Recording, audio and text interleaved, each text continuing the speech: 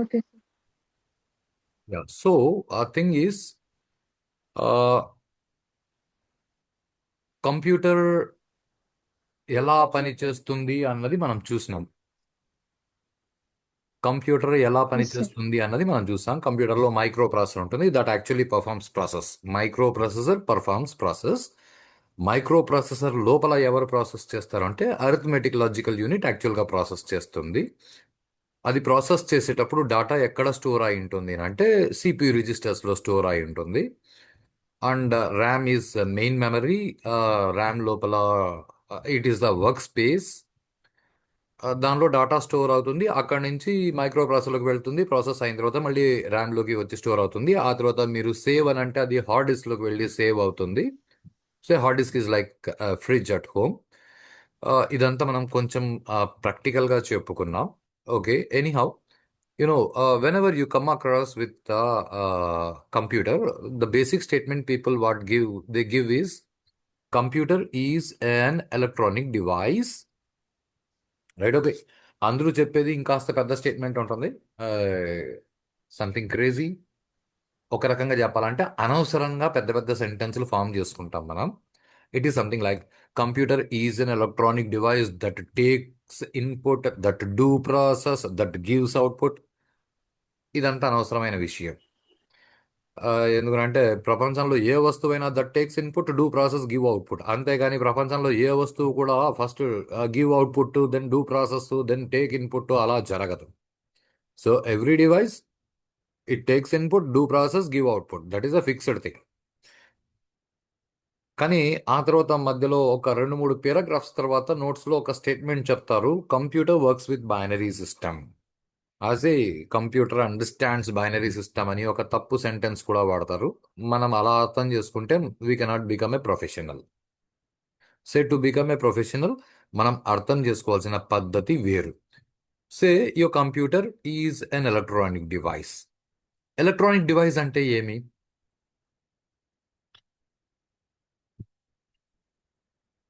Yeah Tabassum, any idea?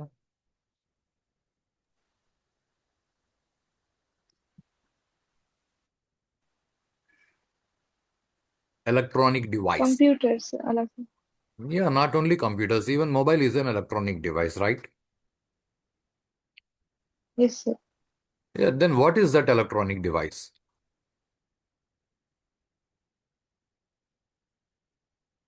Don't know, sir.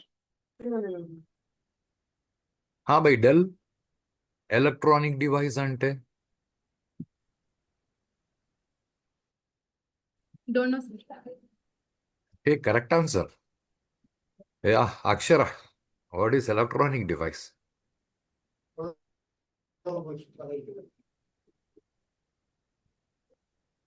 Yeah, any idea? Same answers.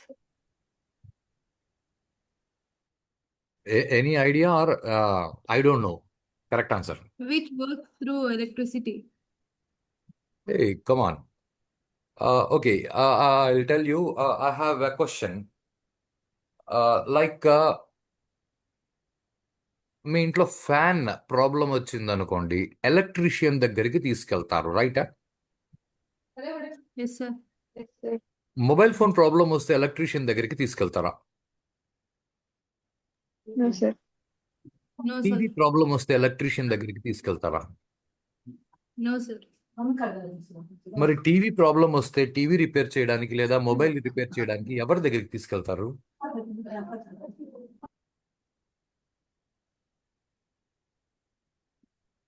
Is a big question, right? TV problem వచ్చినా, Yes, sir. Mobile phone problem వచ్చినా, you take it to an electronist, not to an electrician. So ఎలక్ట్రిసిటీతో పనిచేసే వాటిని electrical వస్తువులు అంటారు. ఇది electrical వస్తువు కాదు, ఇది ఎలక్ట్రానిక్స్ వస్తువు. Then what is that electronics is the first question, right? Second question, Yes, sir. General గా నోట్స్ ఇచ్చేటప్పుడు ఒక 2-3 పారాగ్రాఫ్ల తర్వాత this computer works with binary system, right? Yes, sir. Yeah, why computer works with binary system?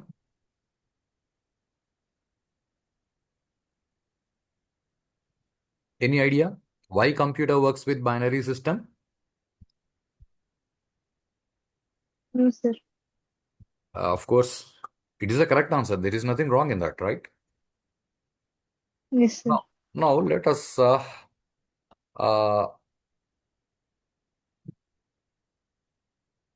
see, electricity.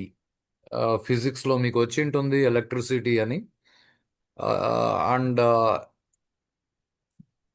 Have you ever come across this symbol? Yes, sir. What is this? Om. Yeah, is the first thing. And మొన్న exams రాసినప్పుడు ఇంటర్మీడియట్లో you would have done some calculations in your physics.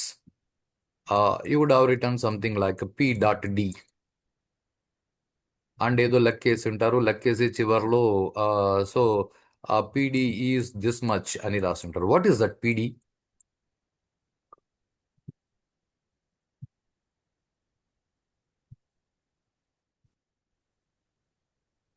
Yeah, Potential difference. Beautiful. Potential difference. And my question is what is that potential difference?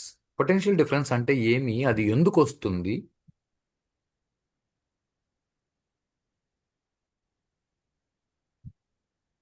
Any idea?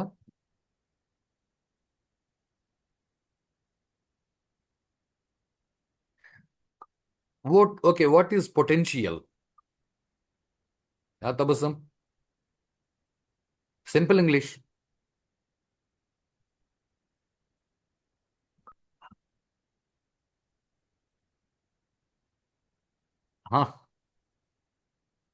Ability, Yeah, something sir. like ability, like, right? She has got good potential. She can walk for 10 kilometers, or she can run for 5 kilometers. She has got good potential. She can handle this situation, right? Potential ante capability, or say Yes, sir. capacity. Now, uh, you know, ఏదైనా ఒక wire తీసుకున్నాం అనుకోండి, దానిలో place A place B అని రెండు mark చేసుకుని ఆ wire మీద మనము కరెంట్ని పంపితే the potential at this level is different than the potential at this level.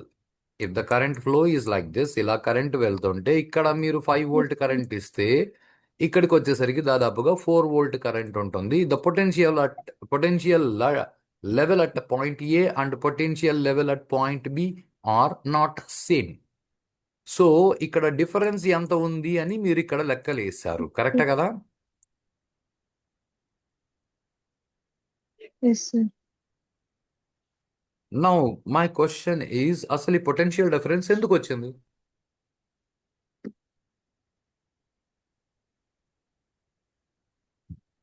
Yeah, Akshara. Yes, sir. What is that? Yes sir. ఎందుకు వచ్చింది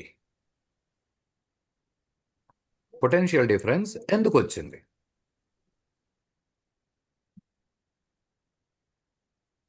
yeah, del.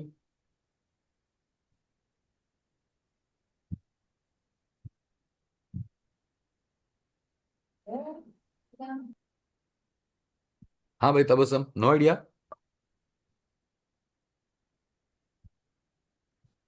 No, sir.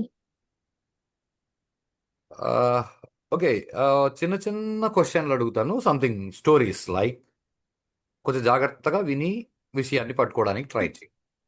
You know, మహాభారతంలో కర్ణుడు, Okay. రైట్? విన్నారా భారతం కథలు? No, sir. ఓకే, కర్ణుడి చావుకి ఎన్ని కారణాలు ఉన్నాయి?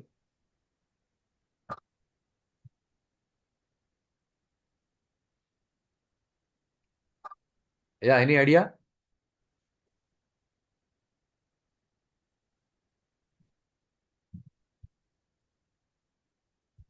Yeah, we're discussing, right?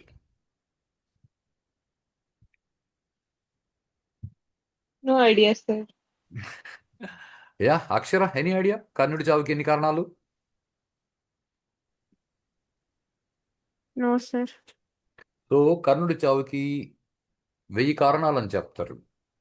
Okay, కొంతమంది కర్ణుడి చావుకి 100 కారణాలని చెప్తారు. ఆ, ఓకే, 100 కారణాలలో ఒక 4 చెప్పండి అంటే ఎవరికి తెలియదు. Right. I will come up with small analysis on this. కొంచెం జాగ్రత్తగా దీన్ని అర్థం చేసుకోవడానికి ట్రై చేయండి. You know yeah Tabassum. Yes, for example, నేను మీ ఫ్రెండ్ ఢిల్లీ దగ్గర ఒక 50 రూపాయలు అప్పు తీసుకున్నాను అనుకో. ఓకే తబస్సం. yes, sir. ఓకే, ఇప్పుడు మీరు Yes, ముగ్గురు sir. క్లాస్లో ఉన్నారు కాబట్టి మీరు ముగ్గురు ఫ్రెండ్స్ అనుకుందాం. ఇప్పుడు ఆ 50 రూపాయలు నేను అక్షరాకి ఇచ్చేసి నా అప్పు తీరిపోయింది అంటే సరిపోతుందా? No, sir. ఎందుకు?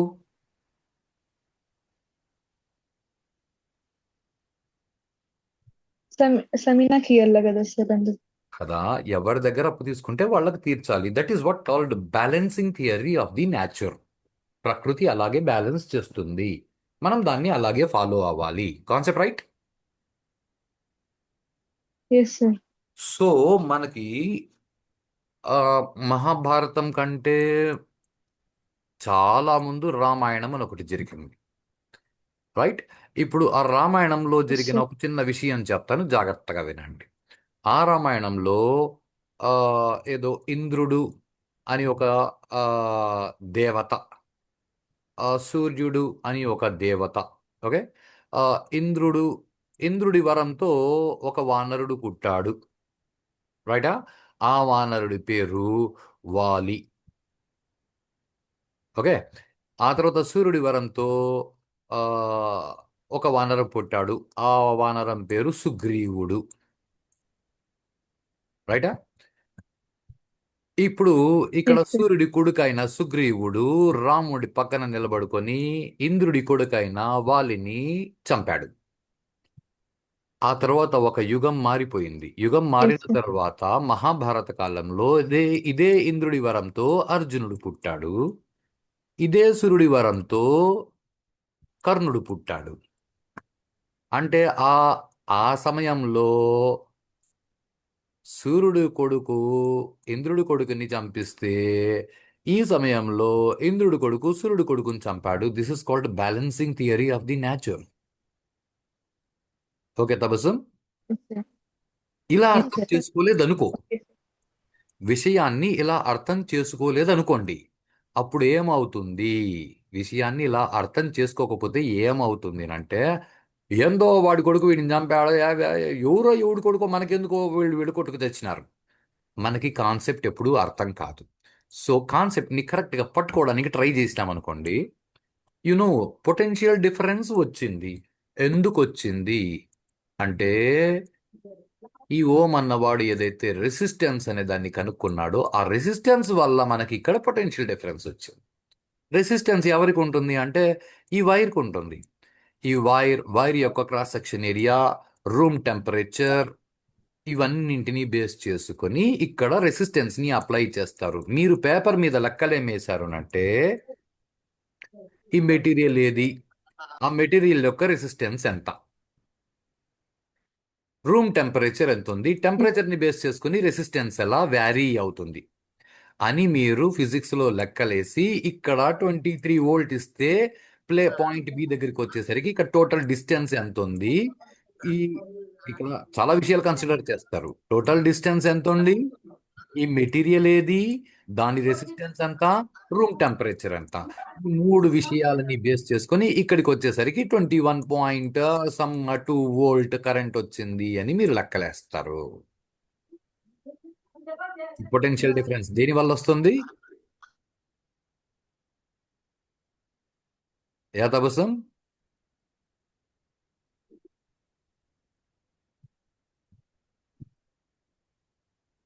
యా, పొటెన్షియల్ డిఫరెన్స్ దేని వల్ల వస్తుంది?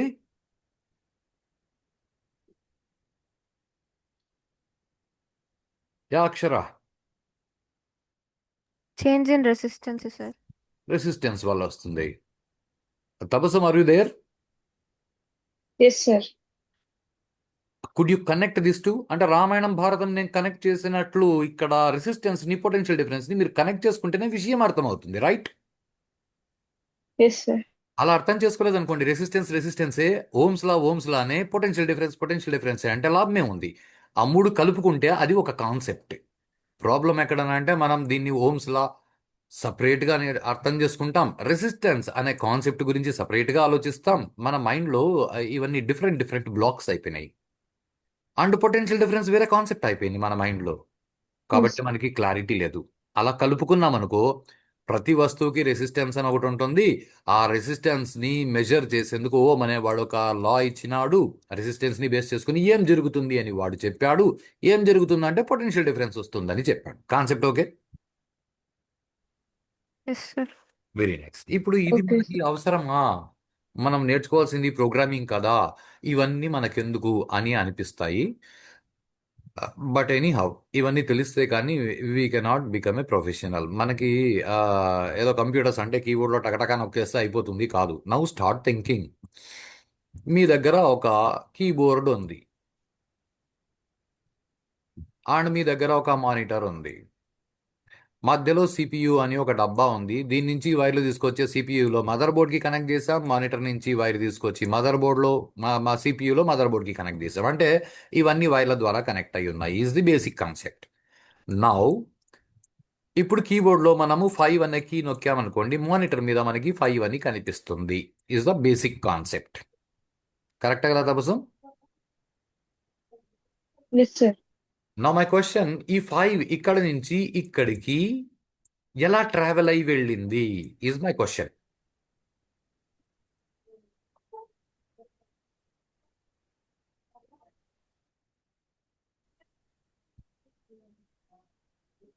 By del.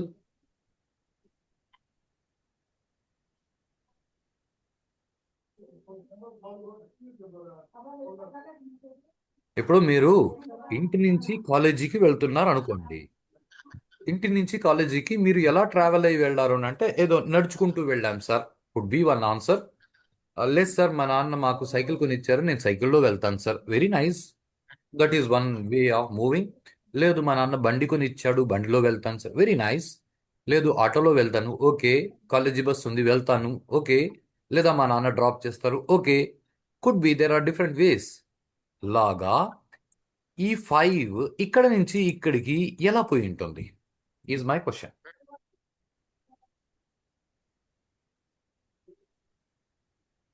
Yeah Likhith.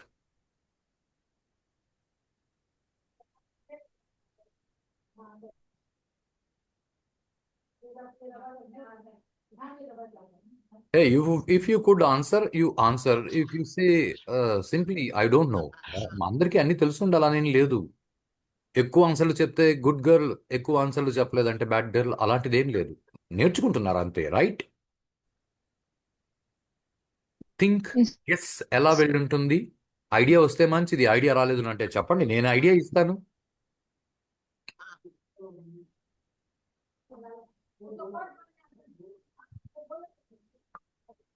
Yeah Tabassum.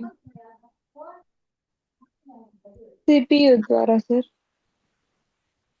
5 generate electrical signals. Yeah, okay. Generate what kind of signals is it? You look at, you connect through mobile even, right? Yeah, Tabassum कुछ बोली भाई? CPU ద్వారా. Very nice. CPU ద్వారానా లేకపోతే వైర్ల ద్వారానా? CPU ద్వారా sir. అంటే CPU అంటే సిపియులో ఉండేది మదర్ బోర్డ్, మదర్ బోర్డ్ లో మళ్ళీ వైర్లే ఉంటాయి. ఆ, కాబట్టి ఎస్ సార్. వైర్ల ద్వారా పోయిందా, సిపియు ద్వారా పోయిందా? సిపియు అంటే దానిలో మదర్ బోర్డ్ అంటేనే దానిలో వైర్లు ఉంటాయి. కాకపోతే ప్రింట్ చేస్తుంటారు కాపర్ వైర్స్. బయట మనకి ఆ, మన బల్బులు తగిలించుకునే వైర్ లాగా కనిపించకపోయి ఉండొచ్చు. అదర్వైజ్ లోపల ఉండేది కూడా వైర్లే.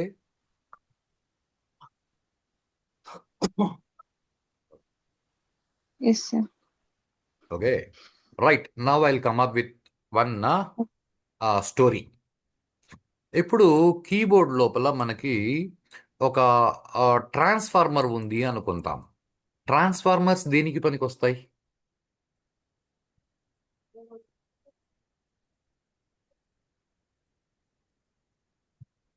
యా మీ స్ట్రీట్లో ఆ కార్నర్లోనూ ఈ కార్నర్లోనూ ఎక్కడో ఒక ట్రాన్స్ఫార్మర్ పెట్టి ఉంటాడు మీ స్ట్రీట్లో, కాకపోతే ఆ పక్క స్ట్రీట్లో ఈ పక్క స్ట్రీట్లో ఎక్కడో ఉండొచ్చు. దాని నుంచి వైర్లు లాగుంటారు, రైట్? సో ట్రాన్స్ఫార్మర్ ఏం చేస్తుంది? Yes sir. ట్రాన్స్ఫార్మర్ ఏం చేస్తుంది? ఎలక్ట్రిసిటీని ఎలక్ట్రిసిటీని ఎలక్ట్రిక్ పాస్ చేస్తుంది through wires. it is not simple. It is not to transmit electricity, right? Transformers, right? Okay, I'll come up with one more statement. Your transformers are classified into two types. One is step down transformer, second one is step up transformer. ట్రాన్స్ఫార్మర్లు రెండు రకాలు ఉంటే అది step up transformer అవ్వాలి, లేకపోతే step down transformer అవ్వాలి. Okay, Yes, sir. Now transformers ఏం చేస్తాయి?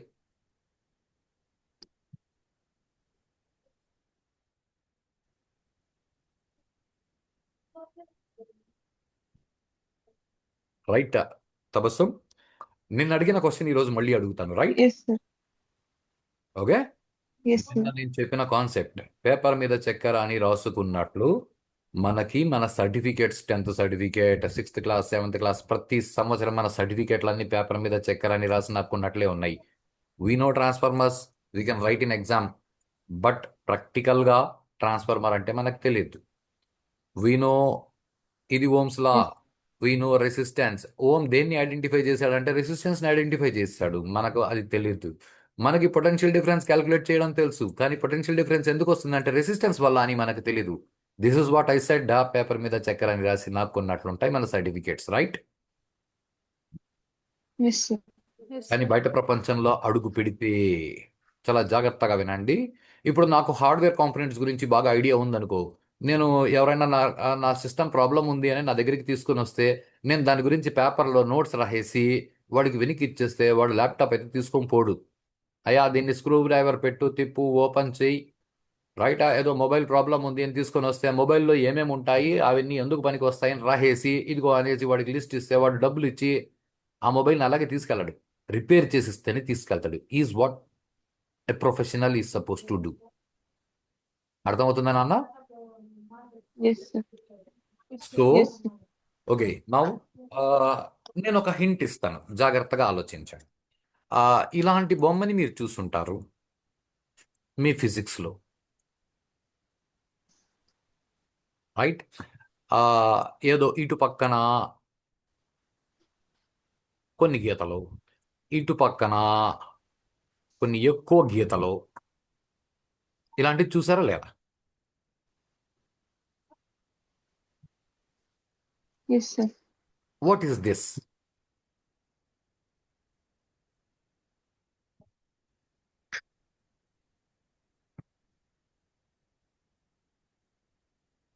This is step up transformer. ఇటువైపు తక్కువ చుట్లు ఉండి కాయిల్, ఇటువైపున కాయిల్ ఎక్కువ చుట్లుంటే this is step up transformer. ఒకవేళ ఇటువైపు ఎక్కువ ఉండి ఇటువైపు తక్కువ ఉంటే that is step down transformer. ఇవి ఏం చేస్తాయి అంటే వోల్టేజ్ని ఇంక్రీజ్ లేదా డిక్రీజ్ చేస్తాయి. Concept okay? Yes sir. Yes, sir.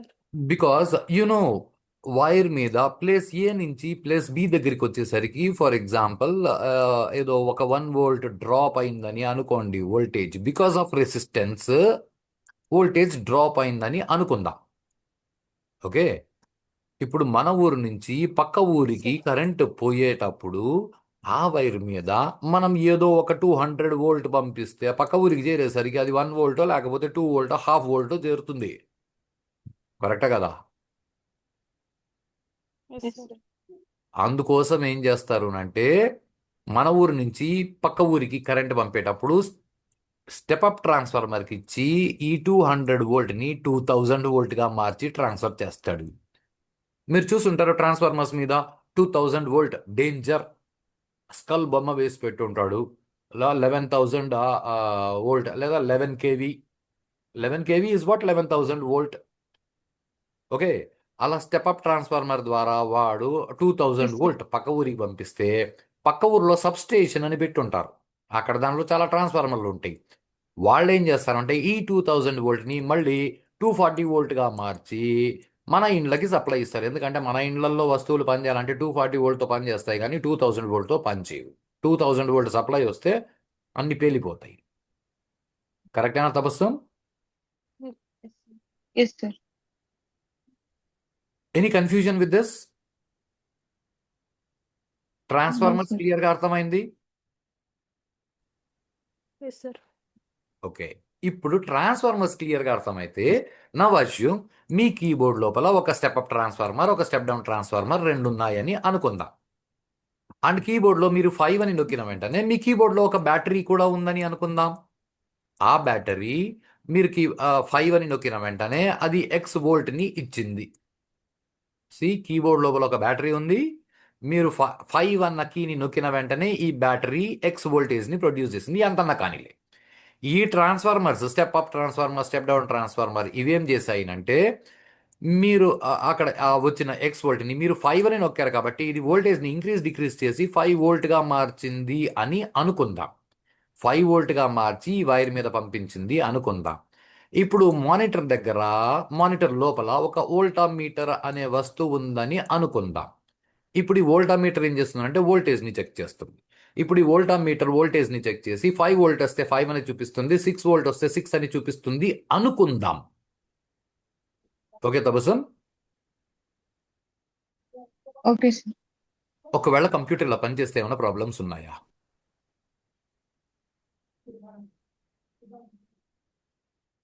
My question is, ఒకవేళ కంప్యూటర్ ఇలా పనిచేస్తే ఐ టెల్ యూ కంప్యూటర్ ఇలా పనిచేయదు. కంప్యూటర్ వేరేలా పనిచేస్తుంది. అలా ఎందుకు పనిచేస్తుంది అంటే మొదట ఇది అర్థం అవ్వాలి. ఓకే, ఇది ఎందుకు అర్థం అవ్వాలి అంటే Okay. All you people are planning for engineering, right?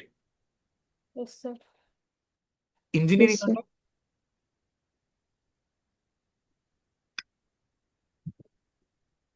Engineering అంటే creating something new. Yes, sir. Okay, why to create something? Okay, sir. Why to create something new?